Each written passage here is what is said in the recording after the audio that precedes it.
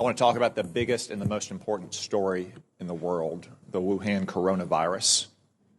This coronavirus is a catastrophe on the scale of Chernobyl for China, but actually it's probably worse than Chernobyl, which was localized in its effect.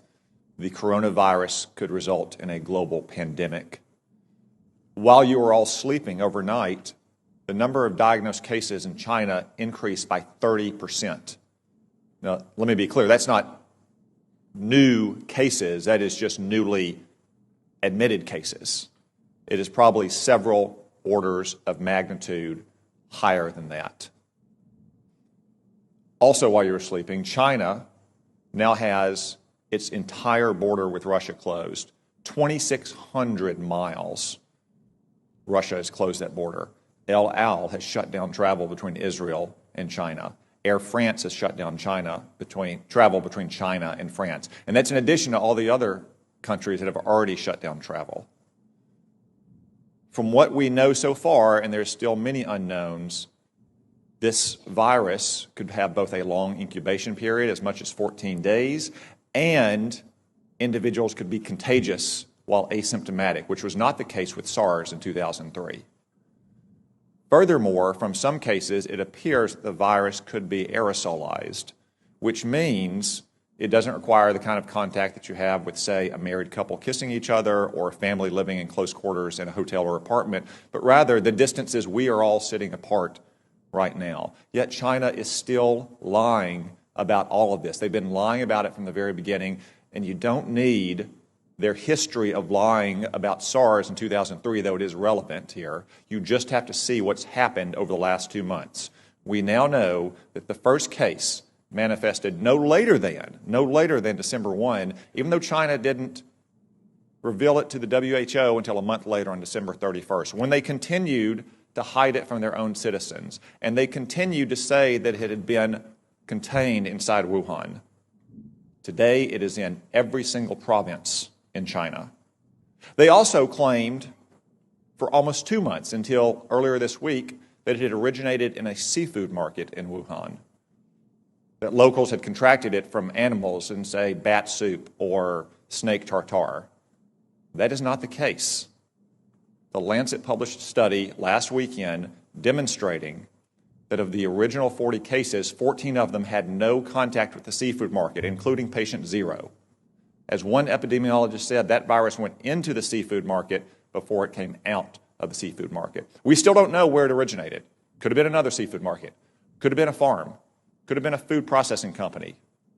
I would note that Wuhan also has China's only biosafety level 4 super laboratory that works with the world's most deadly pathogens, to include, yes, coronavirus. Now, look at China's own actions. They have quarantined 60 million people, 60 million, more than the entire population of our West Coast. They've shut down schools indefinitely. Classes canceled nationwide indefinitely. Hong Kong, a part of China, has basically shut down all travel from the mainland. That's why it is essential that we immediately stop all travel on commercial aircraft between China and the United States. Making exceptions, of course, for American citizens to come back, as we just brought back yesterday, allowing essential trade to flow as long as crews on ships and aircraft are not allowed to go into the general population in America, and making exceptions, of course, for medical personnel to go into China to try to get a handle on this. It is essential that we take those steps, and essential that we get to the bottom of China's deceit and incompetence on this measure. And gentlemen, I raise this with you because you are responsible in your combatant commands for some countries that have the most fragile public institutions, to include the most fragile public health institutions in the world. So I ask, even though as of this morning there are not yet confirmed cases of coronavirus in your combatant commands, though I suspect there will be soon, what is your assessment about the ability of the governments in your combatant commands to handle a potential global pandemic like this, General Townsend? Thanks, Senator. So there are not, that I'm aware of, any confirmed cases, as you mentioned, but there are some suspected cases.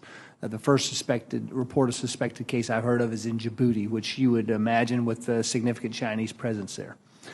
So the capacity of African nations to deal with this problem varies widely. For example, in Eastern Africa, Central East Africa, they've been dealing with Ebola, and they've been dealing with Ebola largely on their own and doing a pretty good job of it. So I think capacity there, but anywhere else in Africa is probably not to that degree. Admiral Fowler. The Venezuela crisis has already strained the social services of many of the nations. As you're aware, Senator, we had to deploy the hospital ship Comfort twice in 1 year to last deployment 12 different nations, and in one 5-day span it can do the equivalent of a whole month for a region of some of the major countries. So I would be extremely concerned. Like General Townsend, the capacities vary widely, but in many cases they're strained and to the limit. I'd be very concerned if we saw this spread. Thank you. As a defensive measure, I just say again, it is essential that we shut down all commercial air travel immediately between the United States and China. As an offensive measure, because that probably won't stop it entirely, and because if it becomes a global pandemic, we have to deal with countries with very limited capabilities here.